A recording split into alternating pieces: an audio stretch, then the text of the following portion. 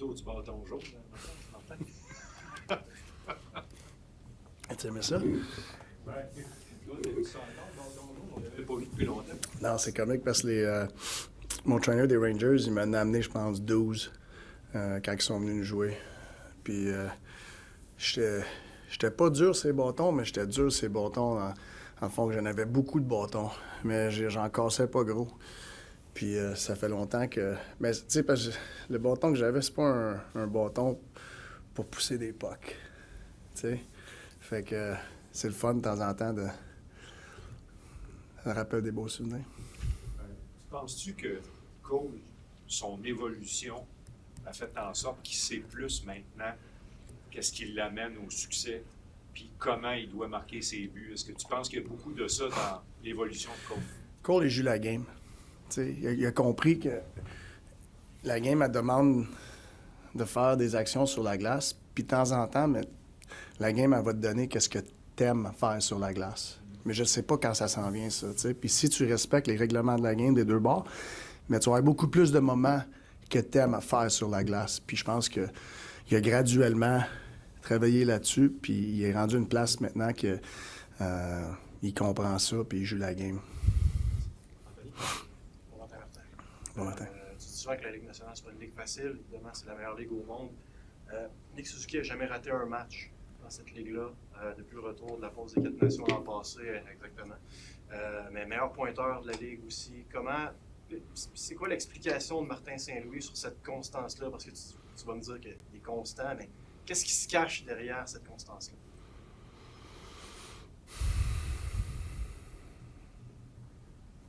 Ben, je sais pas s'il y a quelque chose qui se cache.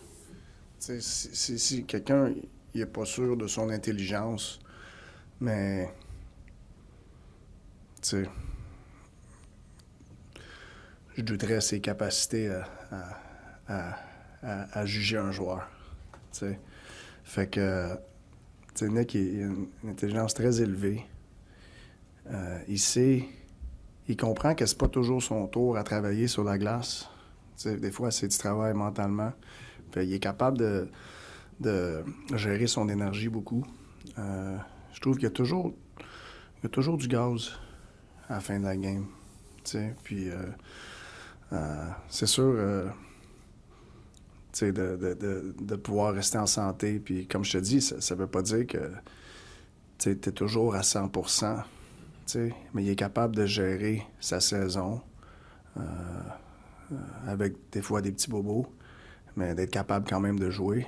Fait que, tu sais, c'est comment est-ce qu'il prend soin de ses affaires, ses journées de congé, comment il gère tout ça. Tu sais, c'est pas une chose, mais tu sais, moi, je pense que ça part beaucoup avec son intelligence. Talked about Cole and the process he's been through with you.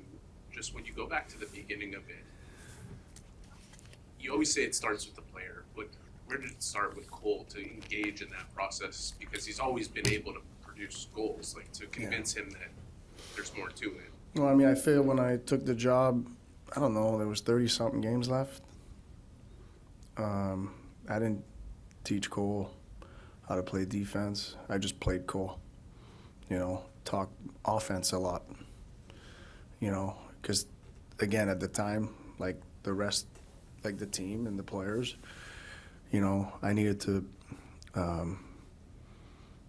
bring some enthusiasm. The morale was very low, and I think how you do that is talk about offense, because that's a fun part of the game.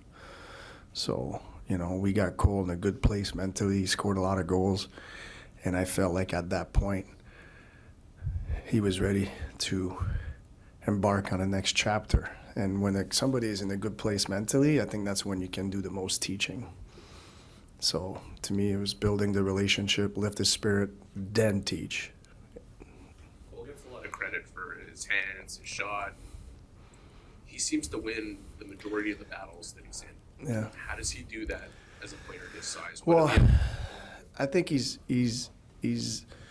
playing bigger. I know he's not a small player. He's a small player, but he actually plays bigger now than his size, and that's something we talked about a lot. The way Cole is going to win a battle is different than you know, Slav's going to win a battle, you know, but there's still some kind of physicality involved in it, and it's not necessarily blowing people up. But you can't just come in there with chopsticks and trying to win a battle. You know, you can't just pick the puck out. You got to get involved. Correct. No, yeah, you need a pick and a shovel. But you know, so I feel like he's more involved physically, which raises his percentages to win battles. You know, he's not going to win them all, but you know, I feel he understands that the more he does that, you know, and he's calculated, I think he's going to win more battles, and he's done that. He's way more involved physically. Marty, you mentioned a few times on the last trip, remember you were asked about player X's ice time off of Arbor, but even other players that were on the road. It's tough to know. So now you're entering a very home-heavy part of your schedule, right? So every team is going to have the advantage of knowing matchups. But for the way that you're set up right now, especially without catering, how much of a difference does it make for you being at home as opposed to being on the road, and how you can just manage the flow of the game? Yeah, it's always easier at home, you know. Do we get it perfect? Not necessarily, because sometimes you want matchup, you want the right flow for your players as well. So sometimes you're caught in between and you try to make a quick decision on the spot, and you're going to make mistakes at time. But, you know, in general, at home, you know, you get the last say, and you have the opportunity to make those decisions. Where on the road, you got to be a little more calculated that way, you know. So, you know, you got to be able to manage both. And again, you're not going to manage both perfectly all the time. We just got to go play. When you evaluate how your team is playing, and you put the results aside, what place does puck possession play in that? Do you prefer looking at quality opportunities as opposed to general possession of the puck? Like, where does it stand? There's all context, you know. I love possession, you know, so we always go look at, you know, how much time we spent in the O-zone, and we've done a pretty good job in relation to other teams that we play against. I feel we've done a good job of generating more offensive zone time than the other teams, and now but what does that look like, right? Are we generating enough chances with that time? I feel we're improving in that department, you know, but also as we're learning to play with leads, I don't really care with leads late in the games to force to try to get scoring chances. Can we keep possessing and be more calculated in the O-zone and take care of the puck versus, you know, trying some almost, and now it goes the other way, you know. So we got to be a little more calculated. So to me, that's why I say context, because if you're up, you know, a couple goals in the third, you want possession in the O-zone, but not necessarily generating scoring chances, you know. But I feel like we've had a lot of great first period where we're generating a lot, just not separating, you know, where you keep teams in the game. But, you know, we just don't want to be a possession team. We want to be an attacking team as well, but it's hard to attack if you don't have possession in the O-zone. So, you know, it's got to be context attached to it, but I like where we're trending. Merci, Martin. Tu as un gardien qui va très bien, puis on dit tu touches pas le formule des rayons. Tu as aussi un gardien qui a hâte de retrouver ses repères, qui a hâte de retrouver son filet. Comment tu gères la situation? Sam va jouer samedi. C'est correct, là, on va pouvoir arrêter d'en parler. Hein? Non, c'est sûr. Non. C'est important que le vétéran, justement, ait l'opportunité de sortir. Ben, c'est sûr. Tu sais, Sam, il n'a pas oublié comment jouer dans les nets, là. Tu sais, il y a un contexte attaché avec ça. C'est dur de, tu sais, comme la manière que Dobbs il joue, ça jette un petit peu de temps à Sam de continuer à travailler sur ses affaires. Mais je suis pas inquiète que Sam va arrêter des pucks, là. Tu sais, c'est un excellent gardien. Puis il va jouer samedi. Puis là, ça lui donne une très longue séquence de travailler sur ses affaires. Tu sais. Puis peut-être qu'on n'aurait pas ça si Dobbs il était pas au niveau ce qu'il est présentement. Tu sais. Fait que Sam va jouer samedi. j'aimerais t'amener sur le baseball. Tu fais souvent des analogies avec le hockey et le baseball. Comment tu trouves les Jays? Puis c'est quelque chose qui t'impressionne compte tenu que c'est une équipe qui, tu sais, quand on regardait le début de la série mondiale, qui n'était pas la favorite en série 2, finalement, ça me semble aller très bien. Ouais. C'est comique. J'ai été écouter la game hier. Je me suis assis à côté. Je sais pas si vous écoutez ça, lui, là. Un jeune homme qui s'appelait Olivier de Chibougamau. OK? Il est ici pour du travail, là. Puis on a parlé de hockey un petit peu, mais on écoutait la game ensemble. C'était comique. On est deux gars qui connaissent pas bien le baseball, mais qu'on regarde ça dans les séries, tu sais. Fait que...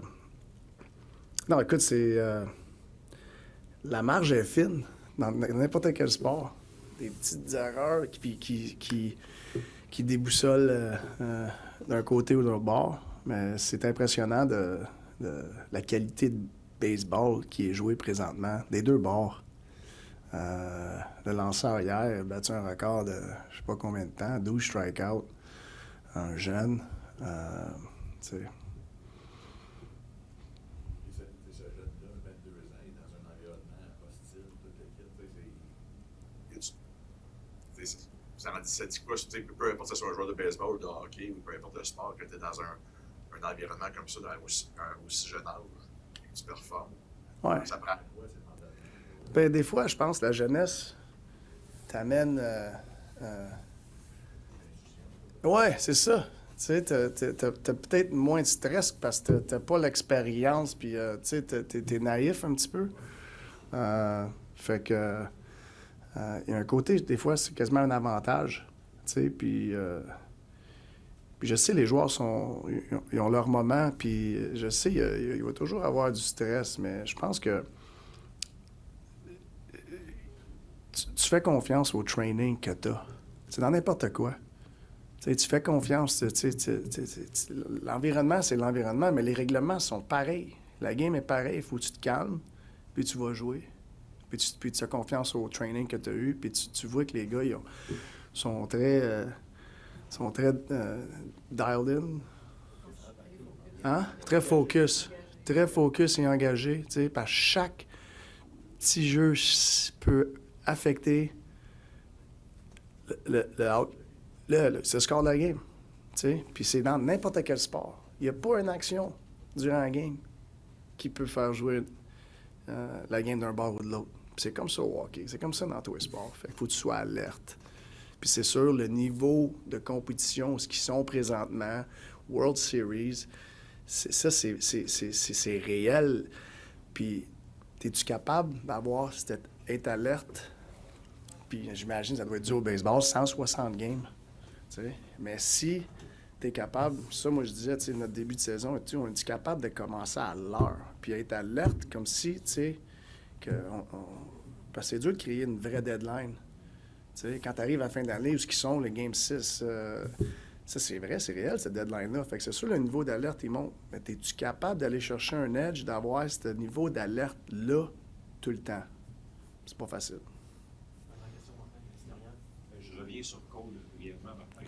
Quand tu es arrivé, là, on a pensé de l'extérieur que Cole, c'était comme genre ton premier projet. Tu sais, les coachs ont ils adoptent quelque chose, puis ils avancent, puis ils veulent faire avancer un joueur. Est-ce que c'était vrai? Puis qu'est-ce que tu lui as dit le plus souvent à Cole? Je sais pas, c'était mon premier projet. Je pense que j'essayais de bâtir des relations avec tous nos jeunes joueurs. Nick, t'essayes de voir comment tu peux les aider. C'était pas nécessairement avec le hockey, là. C'était plus où c'est qu'ils étaient mentalement. Qu'est-ce que je dis à Cole le plus? Je peux pas te le dire, je sais pas. Je te compterai pas de m'entrer. Merci, Martin.